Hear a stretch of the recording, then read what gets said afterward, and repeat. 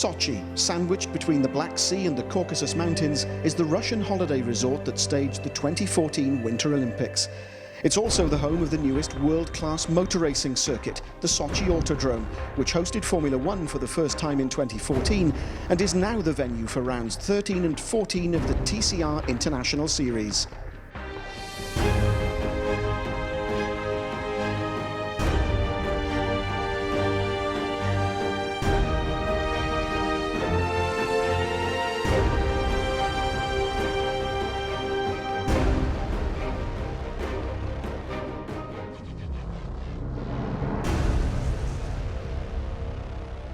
Добро пожаловать. Welcome, really welcome. It's very exciting for me. This is the Olympic village. It's a lot of Olympic objects. It's amazing to be here. It's amazing to see the circuit. Quite nice. I enjoy a lot. And I think we will do a great show here in Sochi.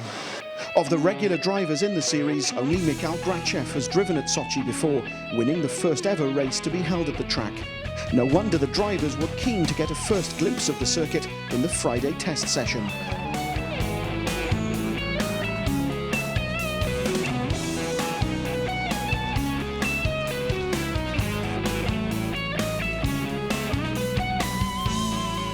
There's a lot of things to see around. A lot of corners, a lot of braking here. Never easy, but I'm sure that is one of the tracks where you can overtake it. You are always between walls. Really close to the racing line. I enjoyed it 100%. I'm here to win the race.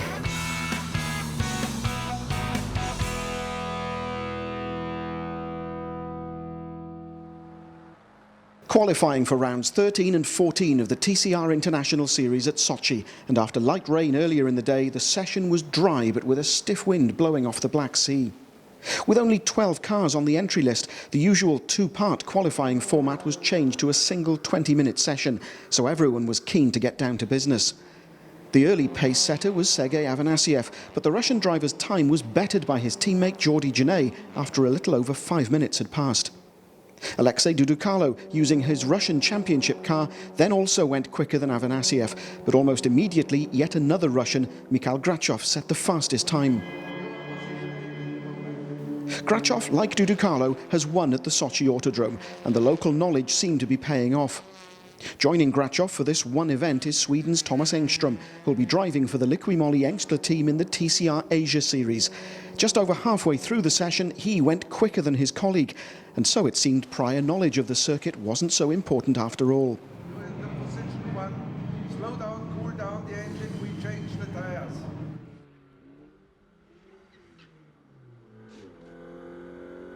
With under 4 minutes remaining, the two Liqui-Moly Seats were still 1 and 2. Michel Nukia in the target competition car was 8th, while the two men at the top of the drivers' points table, Gianni Morbidelli in the West Coast Honda and Nukia's teammate Stefano Camini, were once again swapping places.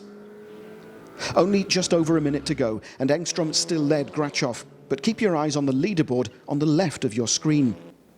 As Engström was trying to better his own time, Geordie Janay went quickest for the Kraft Bamboo Lukoil team. He then went faster still on his very last lap, but the race director disallowed that time for breaking track limits at turn 10. Andrea Bellicchi and Pepe Oriola then snatched second and third places away from Engström in the dying seconds of the session. Yes, very happy to have achieved a good result in my sponsor's home, which is Russia. So it's all in all very good way to start the weekend, and paid off. We did a lot of work in the simulator. We did a good work with the team with the setup. So far, everything is as planned. Let's hope that tomorrow we can make some benefit of that. A delighted Geordie Janay then will start round 13 of the TCR International Series from pole position, alongside Andrea Bellicchi, with Oriola and Engström starting from row 2. Grachev and Afanasyev were 5th and 6th, ahead of Camini, Morbidelli and Nukia, while thanks to the reversed grid, it'll be the Honda of Kevin Gleeson that'll start round 14 from pole. You're seeing there the medal plaza, which played such an important part in the Winter Olympics, which was held here in Sochi in 2014. And the circuit runs around part of the Winter Olympic Village. You see that semicircle is around the medal plaza, and that is pretty much the the only unique corner, if you like, on the circuit. Everything else pretty much 90 degrees left and right. It's a 5.6 kilometre circuit. It's one of the longest in the Formula One calendar. It's made its debut with F1 last October, and Formula One will be back here again later on this year. And it is a cloudy sky, 25 degrees air temperature. The cars, though, lined up on the grid. There is the green flag. Race director Marc Duez will reach for the switch that'll turn on the red lights. There they are. When they go off, we are racing. Indeed, they go off, and Jordi Genet makes a great start, but as does Pepe Oriola behind him, getting up alongside Andrea Bellicchi. And as they weave behind the two Liqui Moly Engstler cars, the white car of Thomas Engstrom, the grey car of Mikhail Grachov, and indeed it is Pepe Oriola who is in second place going down to the first right-hander at turn 2. It's Genet from Oriola, from Andrea Bellicchi. Then it's Grachov. There is Grachov in the number 8 car. We're on board with Stefano Camini, so it's a perfect start for the two Lukoil Craft Bamboo Seats. And there is Dudu Carlo in the Russian liveried car. But Genet is off and running as it's Sergei Afanasiev in the third of the Craft Bamboo Lukoil Seats, who runs very, very wide there. Genet then from Oriola, from Bellicchi, from Grachov, from Camini, from Engstrom as Afanasiev takes a look up the inside. Let's take a look on board with Morbidelli. Does he have the line for the right-hander? Oh, was there contact? I don't think so. Morbidelli, though, putting the pressure on Nukia. Side by side they go down to the left-hander. And Morbidelli has the line for the right-hander, so Nukia loses out.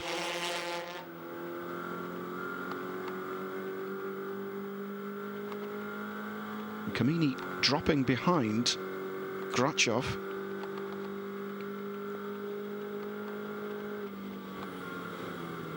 And Morbidelli was saying, as Grachov, just a little puff of smoke from the tyres as he locks up.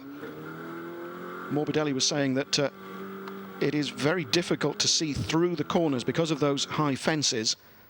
And even Genet was saying yesterday that when his fastest lap was disallowed, it is very easy. It's very flat curbs here at Sochi. It's very easy to run wide, and a lot of the drivers have been penalised, including, well, Genet and also Pepe Oriola, who've had laps disallowed. As we watch the start back and that weaving from Grachov. Bellicchi already starting to pull away, but Grachov almost back into the clutches of Camini. I think Camini is well aware that unless Grachov makes a mistake, he still has a look, though, but he's putting the pressure on. And in order to capitalise, it'll be Grachov that makes the error rather than Camini diving up the inside. Here's once again Thomas Engstrom looks up the inside line, but is he close enough to make it stick? He brakes, but no, indeed, Nukia turns in. So Engstrom will have to settle for 9th for the time being. The leaderboard on the left of your screen is now saying that Camini is past Grachov, and indeed there is Grachov behind Afanasiev. We didn't see that incident. So 2 Lukoil Seats ahead of 2 Target Competition Seats. Then it's Afanasiev, then Grachov, then Morbidelli, Nukia, Engstrom, and now Gleeson, with Dudu Carlo and Rakhmatulin out of the point-scoring positions as Morbidelli takes a look up the inside. Oh! Nukia just almost makes contact, but no, indeed. The replay of Morbidelli and Nukia side by side.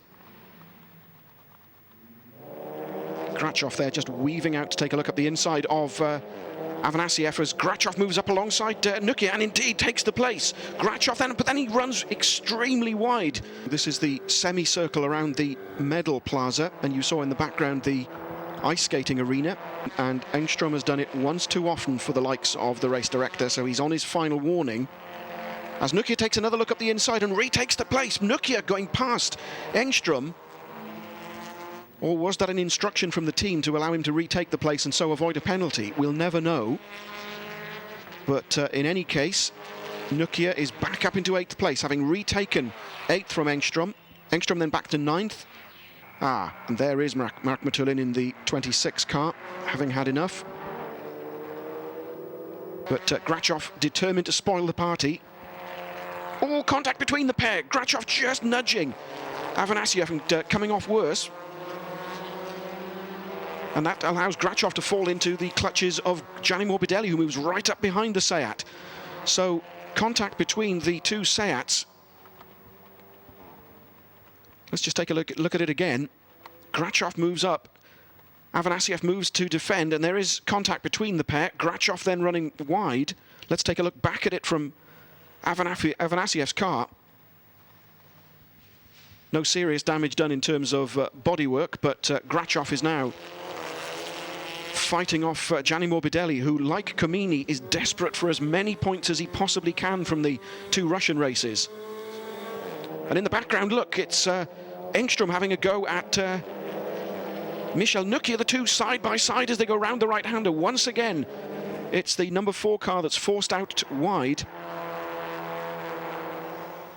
There are the two Kraft Bamboo Lukoil Seats. But behind, Beliki and Comini in the two target competition cars, then Afanasiev, then Grachov, then Morbidelli, and then Nukia and Engström, with Kevin Gleeson about to take the single point for 10th place. The only other car still running, Alexei Dudicalo, 11th and out of the points, as Jordi Genet and Pepe Oriola come round the final corner to take the checkered flag. And so Jordi Genet takes his second win of the year. Pepe Oriola second, Beliki third, Comini fourth, Afanasiev fifth, then Grachov, then Morbidelli. Oh, what's happening in the background? That's the two cars I was saying were scrapping. So Gleeson has come from 10th to 8th. And there goes Nukia, and Engström's backwards going across the final corner. And this is looking back from Nukia's car. Engström goes wide, and then Tao turns into him. You can see the smile inside that helmet. That's just what the doctor ordered. Pole position, leading to win number 2 of the year for Jordi Genet. Congratulations from the team. Gleeson finishes 8th, Morbidelli 7th, Grachov 6th, Afanasiev 5th, Comini 4th, Beliki's 3rd. Jordi Genet, brilliant victory for you at the Sochi Autodrome from lights to flag. Hey, impressive race, impressive weekend so far. We've been very lucky all the time because it was some drops of rain, and the rain really came on the in lap, on the checkered flag lap. So if the circuit was 5 minutes, if the race was 5 minutes later, this could have been a big mess. Great weekend, so I just hope to get a little bit more in the race too, and I'll be a dream come true.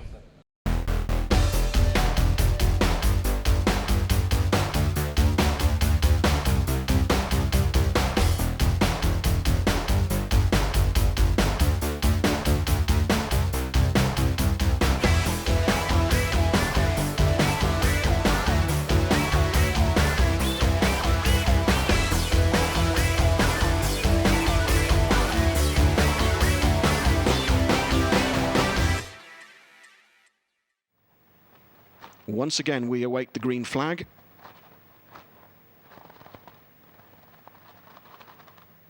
And watch Nukia on the left of your screen. What can he do this time? Can he repeat the amazing start from the Salzburg ring? We wait for the lights to go on. They go on, they go off. We are racing round 14 of the TCR International Series. Underway as Nukia cannot repeat that fantastic start. This time it's Stefano Comini who's at the outside of Kevin Gleeson. Can Comini get through? 3 abreast, they head down towards turn 2, the right-hander that gets us into the semicircle around Medal Plaza. 4 abreast we go. Grachov comes through on the right of your screen, and it's Grachov who makes it through. Cheers from the Russian fans in the grandstand opposite me. Grachov with Comini and Gleeson alongside each other. Then it's Afanasiev. That's Nukia on the right-hand side, just twitching, just getting it slightly sideways under braking. So Grachov from Comini. Afanasiev goes very, very wide around that turn. Oh, was there contact there between Afanasiev? And possibly contact between Rakhmatulin and Nukia. Or is it the klaxon goes for the pit lane, so somebody's coming into the pits, and I would think it's Rakhmatulin.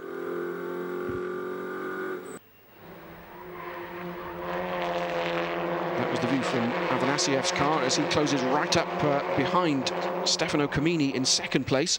And Avanasiev goes slightly wide, gets it slightly squirrely under braking. Up alongside him goes Kevin Gleeson. And it's also Beliki now. Beliki squeezes through on the inside, goes around the right side of Avanasiev. Let's look back from Gleeson's car. So Beliki up, as I think is Pepe Oriola. Avanasiev having dropped from third to sixth, with Gleeson, Beliki and Pepe Oriola all getting past. Grachov from Comini, from Gleeson, from Beliki, from Pepe Oriola, from Avanasiev. It's Jordi Genet looking up the inside of Avanasiev's car. Engstrom 8th, Dudicalo 9th, Nukia 10th, and Rakhmatulin right at the back of the field, so not in the pits, but no sign still of Gianni Morbidelli, so that's the end of his race weekend, it would appear. No, Morbidelli is out of the car, that's it. Bitter disappointment. Gleeson currently third, the heaviest car on the track with 30 extra kilos of ballast, plus the 35 kilos of penalty weight for running a race gearbox, as opposed to a production-derived gearbox like the Seats. Oh, puff of smoke from Beliki, all over the back of Gleeson's car. And Beliki going through on the inside, it would appear, on the left-hand line. He's up alongside Gleeson. As we look back, we see Pepe Oriola behind, and indeed, Beliki squeezes past. There didn't appear to be any room there, but he made some. Beliki through, as is Pepe Oriola, having also got past Kevin Gleeson, who's now got Jordi Genet to worry about. So, as Comini takes a look at the inside of Grachov, will we see the lead change hands? This is brilliant stuff, considering the rather pedestrian first race. We knew that the second race here in Sochi would be the one that gives us fireworks. Looking back from Gleeson's car, there is Jordi Genet all over the back. That's Avanasiev behind. Slight gaps now between first and second, third and fourth, as Genet goes up, almost up the inside, not quite close enough. But Genet right up behind Kevin Gleeson. The 5 cars virtually running together. Genet again takes a look, but Gleeson somehow manages to hold him off. Avanasiev closes right up behind his teammate. But look at Comini all over the back of Grachov. Now, we never did find out what happened between the pair in the first race. I assume Grachov cracked under pressure and ran wide, allowing Comini to get through.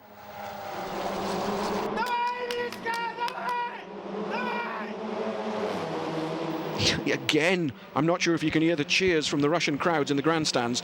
That's extremely popular. Mikhail Grachov holding off Stefano Comini. There's Beliki, there's Oriola. And again, weaving out, Comini puts more pressure on. Does he go up the inside? He does! Can he make it stick? He can! The lead changes hands. It's Stefano Comini. Brilliant driving. Just forcing Mikhail Grachov onto the outside line. And so the race has a new leader at around its halfway point. Stefano Comini now leads from Mikhail Grachov. Still Kevin Gleeson 5th, Jordi Genet 6th. Oh, that's Stefano Comini running very wide there on the right-hander. Grachov coming back at him. But no, indeed. Comini holds the place. And Beliki now up alongside Grachov as well, and again forcing him to run wide. Oh, contact between the pair. Beliki hits the side wall and spins around. That was contact between Grachov and Beliki. And really, Grachov had nowhere to go with that. Let's see that again. There's Comini. There's contact there, forcing Grachov, who keeps the pressure on and turns Comini. Collision with the wall, spinning Comini around. Let's look back at it, and Comini takes Beliki, takes the place and holds on, and really there was nowhere to go. Grachov kept his foot down, and that's not the conclusion to that little incident that Beliki wanted. But this is a scrap that will go down to the wire. It's Pepe Oriola versus Stefano Camini. And with no points for Gianni Morbidelli, this is vital for both drivers to score the best points they can as Afanasiev gets up alongside Janay. Janay trailing smoke from damaged bodywork. Janay comes back at the Russian driver, though. And you can see there the damaged rear bodywork on Jordi Janay's car with the bodywork rubbing on the tyre, which is where the smoke is coming from. He still comes back at Afanasiev, though. And surprise, surprise, you see at the top of your screen, the incident involving cars 33 and 8 is under investigation. We're on lap 7 of 11. And Beliki is in the pits, I suspect going no further. So 1, 2, 3, Camini, Pepe Oriola, Grachov. 4th is Afanasiev, 5th is Janay, still trailing smoke. 6th is Gleason, 7th is Nukia, 8th is Thomas Engström, 9th is Dudu Carlo, and then Rakhmatulin on course to finish score 1 point for finishing 10th place. But again, Jordi Janay, now with no trace of that smoke, just has a look up the inside of Sergei Afanasiev. As Pepe Oriola does something similar to Stefano Camini, but no, the gap is too large. The gap indeed from 2nd to 3rd is closed, and so Mikhail Grachov has closed up again. Janay takes a look, but no indeed. That's the view back from Afanasiev's car. And again, there's just a hint of smoke, just as on the left-hander around the semicircle. Ooh, in the background there, Afanasiev getting very, very wide. And a twitch from Jordi Janay. And this is Camini going up the inside of Grachov. That's where the lead changed hands. Brilliant piece of driving from Stefano Camini, waiting for Grachov to give him just a few centimetres to get through, and that's all it took.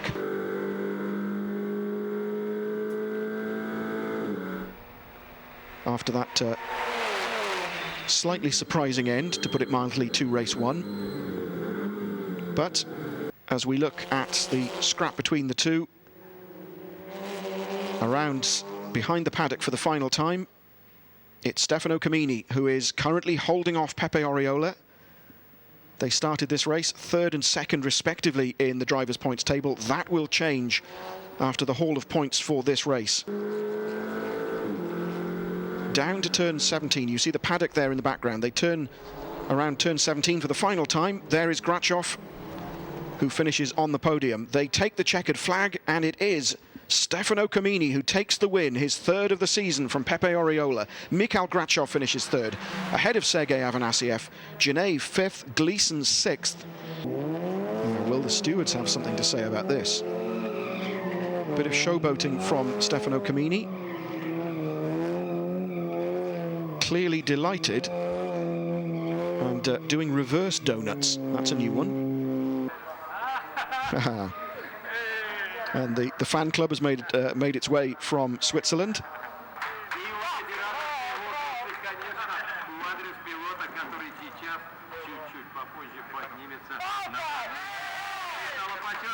Stefano Camini then takes victory at round 14 of the TCR International Series from Pepe Oriola. Mikhail Grachov is 3rd.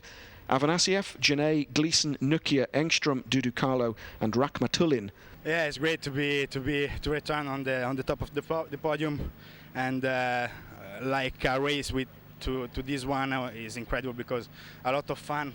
I had really a lot of fun, and I think that we did a great show for the people at home, and it's incredible to be here in Sochi in this fantastic circuit, and to take this victory from P3 to P1 is incredible. So what does that mean for the drivers' points table? Well, all change. Morbidelli, no points for him from round 14, so he drops from 1st to 3rd. Camini leaps back ahead of Pepe Oriola, and so it's Camini now who leads the drivers' table by just 2 points from Pepe Oriola for taking victory at Sochi in round 14 of the 2015 TCR International Series. Just look at that. That then was the TCR International Series at Sochi. And so we've a short break before resuming in 3 weeks' time when the Ford Focus, the two Opel Astras, and who knows what else will be joining us for rounds 15 and 16 of the TCR International Series. But from Sochi, it's goodbye.